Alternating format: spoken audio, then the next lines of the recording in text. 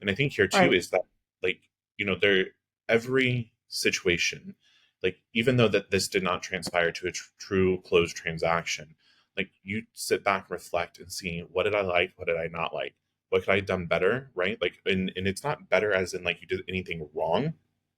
It's just reviewing back, like, okay, what if I now implement these are my expectations, or this is what you can expect from me right up front. And maybe too, and I don't know if it's in your buyer consult, but printing out examples of the contract right up front and putting it in Hmm. there so that they have that. And so then Right. when times come to, negotiation or writing or whatever else, you at least have given them the resources right at their fingertips. And if something like this were to happen, it's not because of you, it's really because of them. And you want to try to find those identifying factors. Welcome to the Leading Lane podcast for real estate pros by real estate pros with your hosts, Ashley Frederick and Stephen Birch. If you're looking for an honest, authentic, and raw perspective, you found it. Welcome back, everyone, to Leading Lane. We're glad that you're here with us today. I think today we're going to talk about something that happened recently in my office. So a lot of times I like to pull out things that we're dealing with because I think other people can relate and maybe not feel like they're the only ones that are dealing with some craziness. But we had an agent in my office that let her clients know that she was going to be gone on Saturday, but that she'd squeeze them in the morning for a showing. But just, kind of give them a heads up that if they wanted to write an offer, it would have to be likely on Sunday or like a Zoom or virtually. And they said that was completely fine. So she goes ahead and shows the property on Saturday morning. And then lo and behold, they wanted to write an offer, which was great. However, she was already on her way out of town, like she had told them. So she told them that she could either do it over a phone call with them to make sure she went over all the terms of the offer, or she could do a Zoom call with them while she was in the car with her family. And they turned both of those down and said that they were only willing to meet with her in person. So she reached out to me as far as what she should do. And I just said, it's unfortunate that they couldn't do Zoom or phone call because it's more or less the same exact thing instead of a, what signature. And then I advised that maybe another agent in the office could, help her. But at this point in time, it was, 2:00 on a Saturday. And unfortunately, like a lot of us already have plans or are out of the area, you just never know. So she asked the group and most people, weren't available. Almost everyone, including this agent, told that couple, that they'd be available on Sunday. There were no other offers on the property. There was no rush, if you will, as far as needed a certain time requirement to get in. And in the meantime, the buyers wrote back and requested to be let out of their buyer agency agreement since she would not make time to meet with them. And I think the agent was pretty upset in that, they've looked at other properties. They put some time into it. She was upfront with them to begin with. I think she felt like maybe it was her fault that she had to leave. I think that we as agents, it's a fine line, right? Like we want to help our clients, but like there's also like real life. I talked to her about it and I was like, well, what if you were at a funeral? Like, were you supposed to, like, I got to leave the funeral because somebody wants to write an offer. I mean, like, it's just not reality. The other part of that was, the buyer just wrote back and said, like, what a shame that your office was unwilling to help you. And it speaks volumes. She told someone else that she's going to make sure that no one else in the town worked with next home. Craziness, if you will. And I think it was just important to talk about because, again, I think agents take that personally. And especially when you're a newer agent, like, yeah, you want transactions, like you want a payday. But, I talked with her a lot about, like, this is a prime example of this is literally probably the best thing that could have happened and that you got out of it sooner than later. And I know that that's really tough. And I remember when I started in real estate, I probably stuck on with some people much longer than I should have. And through time, you realize that your mental health is more important. I even said to her, like, I'm not going to allow a client to treat my agent that way. Like, that's not acceptable in any way, shape, or form. Like, and I get, you look back to COVID and I mean, like, we were all stupid, crazy, right? Like, we all would work 24 hours a day. And, those were when you had to write an offer in the first 24 hours. But, right, people were typically like, yes, like, we could do it online because we know how quickly it has to work. So I think it's just important that agents do need to, one, we talked about making sure that the expectations were set from upfront, which they had a packet that they went over, but being able to recognize when someone's trying to take advantage of you, and is not, understanding of time or how it works. I just think when people start to badmouth or say condescending things in a conversation with you, I'm sorry, but it's time to cut that cord. And I can guarantee you that there is someone else right behind them that will value your time and appreciate what you have done for them. So what would you have done in that situation? That's a lot to freaking unpack, there, right? Like, there's so many different dynamics with that. Okay. I mean, I completely agree. Like, your mental health, and if they're going to act this way now, imagine how they're going to act and make you feel in a transaction. And our emotions involved in these type of purchases, of course, we're here kind of to be that shield, but we're not here to be that punching.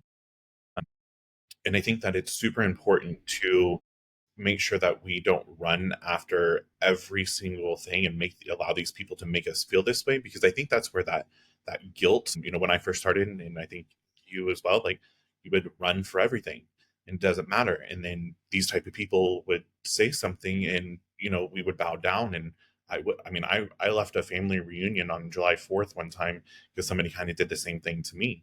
Well, I needed the deal. I didn't want to disappoint them. I'm new, right? I'm running after all of these things. So, but that's not fair. That's not fair to me. That's not fair to my family. That's not fair to your agent, nor to her family and what their plans were. It boils down to that respect, that the boundaries aspect of things. And then that's kind of like a narcissistic behavior, turning that around of, I'm sorry that your office, isn't helping you, or, however they worded that. You're not going to turn that around. This is nothing to do with that. Uh, I think there's a couple things there too. Like, in our contract, we have a protection period. So if you want out of the buyer agency, that's great.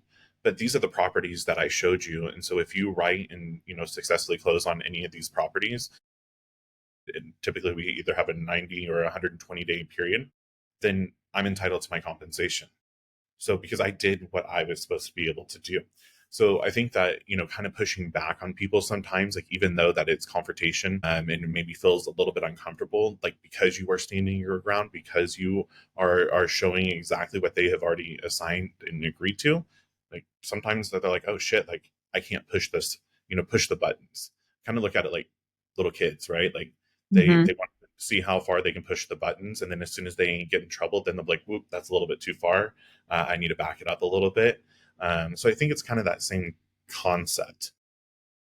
Like, you have to show them that these are the rules, these are what you agreed to, this is what it is up front, and if you don't like it, toodaloo.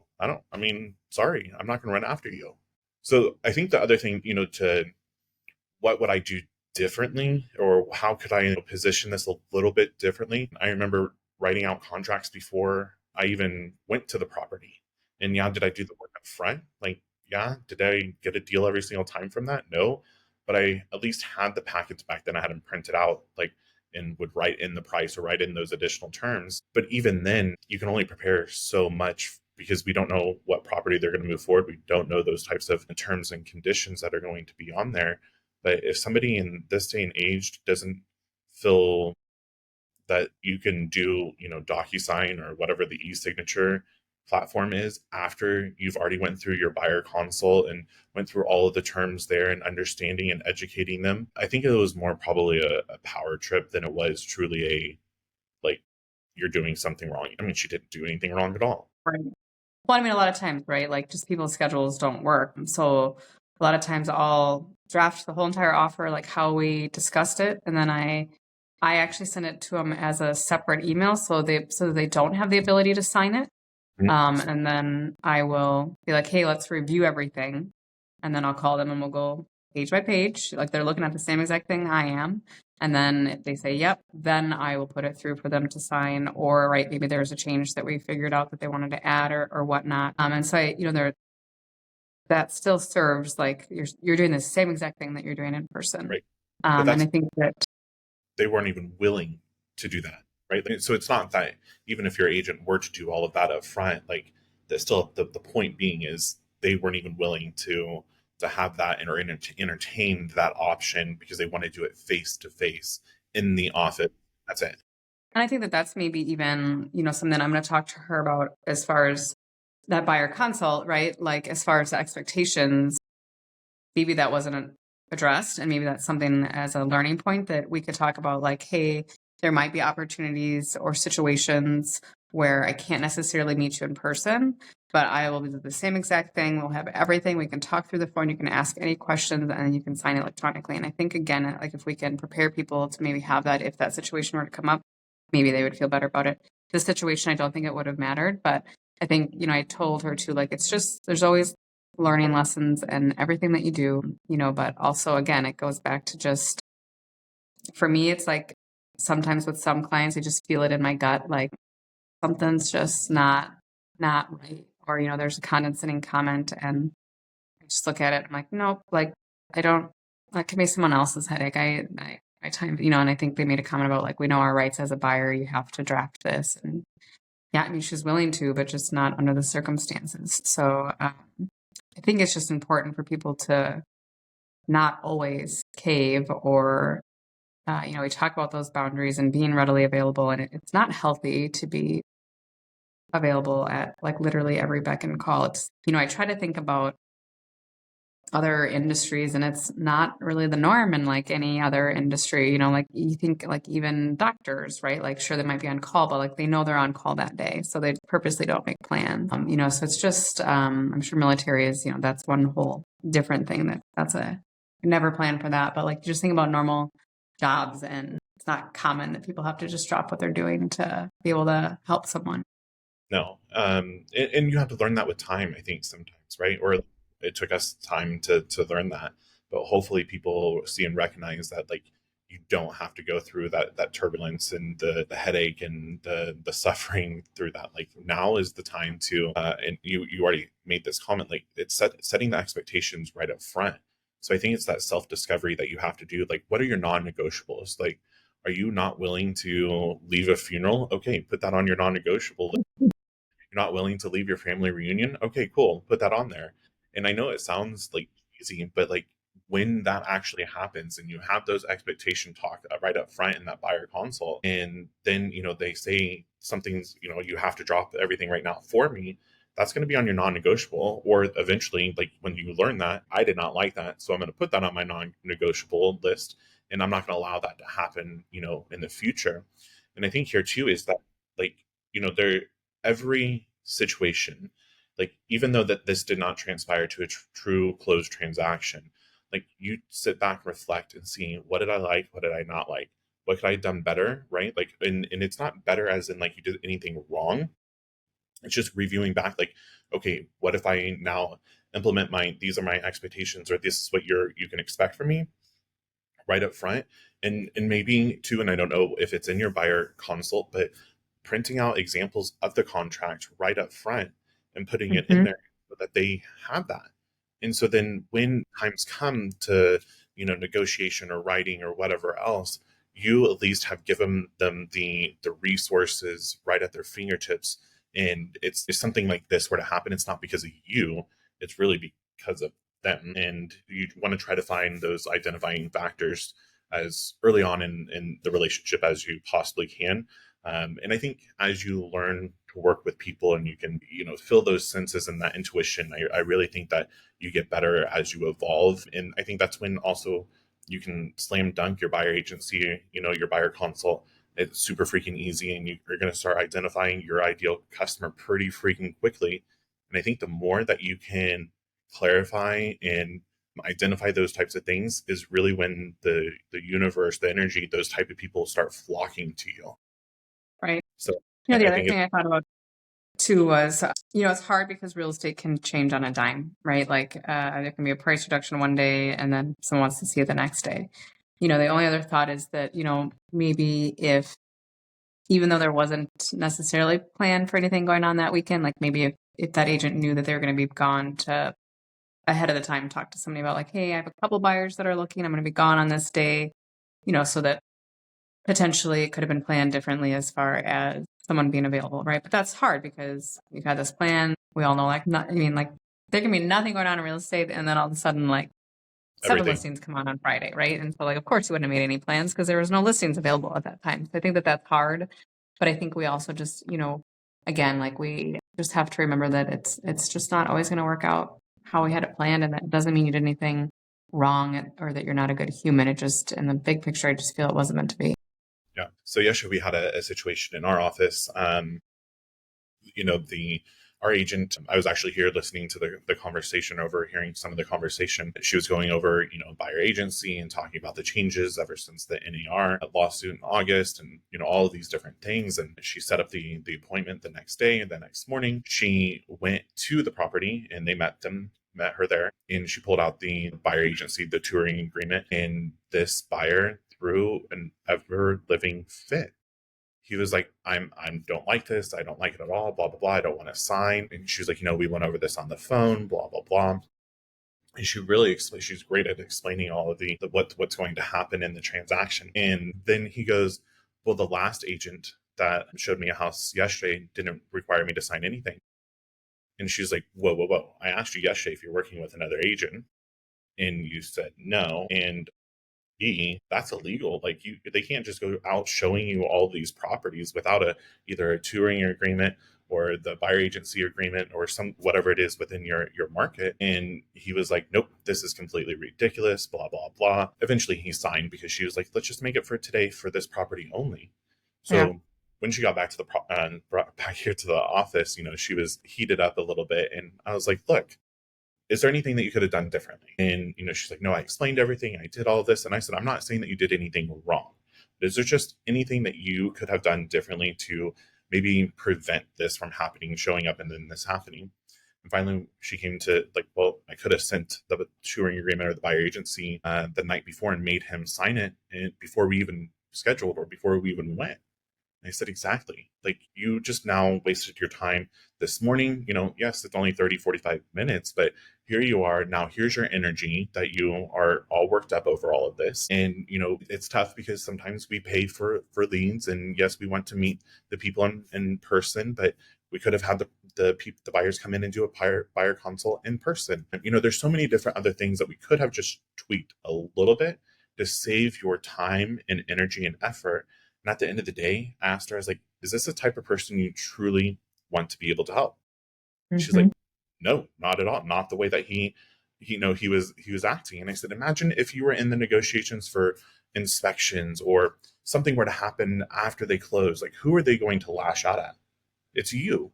Like, just because you allowed it, that they know that that's the way that, they are allowed to treat you. So I think it's great that sometimes these things happen just from a different perspective, and realizing that not everybody is the golden agent or excuse me, the golden client that you want to work with. So it's good to have that realization that, and you can't just go in trusting the good old boy system and, the gentleman's agreement or whatever you want to call it, that these people are going to be loyal to me and they're going to be kind and they're going to be, whatever else that you're looking for in a client. That's not fair because that's not realistic expectations for them. No. I think you make a good point too about, I get, like, a lot of people pay for leads. A lot of people work under the, like, mantra of meeting somebody at the property first. And, I'm always obviously one that you have to have a pre-approval letter first, so that kicks out half people. But what I've tried to do in those people that are like, I want to meet at the property. So there's two things I've been doing is, that's great. And we can do that, but either before we go to the appointment or after we go to the appointment, I'd like to sit down with you and just talk through how things have changed over the last year. Last week I had somebody that they were pre-approved. They wanted to look at a house, and I did just say, like, yep, let's go ahead and set the showing for 12:15. At 12, could you stop at my office so that I could just briefly go through this buyer consult with you? They came here at 12. I went through the buyer consult. I signed only a touring agreement with them, but I said I wanted you to have all the information so that at least, you can figure that out. I went to the property, and then after the property, they're like, nope, we'd like to sign the buyer agency agreement. We'd like to have you help you. But there was no, they understood the process. They also understood, inspections and all those types of things, and the week before that, it was, the prior, and that I met them at the property first. And then, they said that they hadn't bought home in like 20 years. And I was like, okay, like, I understand like the houses we looked at today probably aren't going to work for you, but I still would really like you to understand how the process works, how buyer agency works. Met at the office. I think it was like 3 days later they came in and they didn't have a property secured, but they were like, nope, we want you to be our buyer's agent. We had looked at other properties. We have signed other pre-agency agreements with other agents, but no one offered a buyer consult to us or told us any of this other information. And it's just the way that you differentiate yourself from the competition that's out there, right? I think it's how you can show your value that is completely different than anybody else. And also, it's removing the people that are not your ideal client. So I think, I mean, at the end of the day, it's a win-win situation. And I know that rejection, it stings. Nobody loves rejection, right? But I would much rather work with 10 amazing clients than 30 people that are freaking headaches and I have to run after all the time. Like, I think it's all about the quality over the quantity, right? Making sure that you're protecting yourself, it's showing your value, it's working the entire transaction and educating them. And I think that just makes the transaction so much smoother. And it's building the trust. Then who are they going to come back to? Versus if you're going to, just bend over backwards and take whatever abuse that they're going to be throwing at you, and do you really think that you're creating a client for life? Loyalty. No, like they're just there for Next time. absolutely. So I think it's boundaries, it's self-respect, it's the value. I think it's increasing the level of standard within your market, all of it. It's not just running after clients. It's making sure that you're the client, or excuse me, the agent that you're truly trying to be.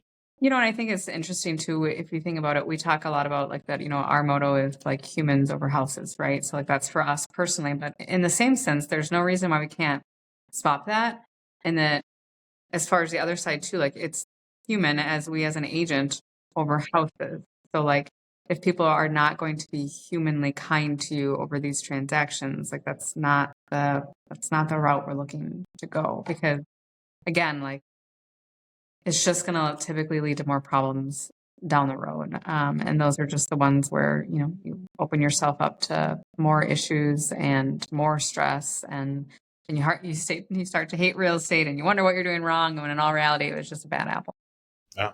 And I think that the more that you surround yourself with bad apples, right? Like you start the next one and the next one. And so naturally what's going to happen is you're going to get infected with that apple syndrome. And that's pretty freaking toxic. So you don't want that.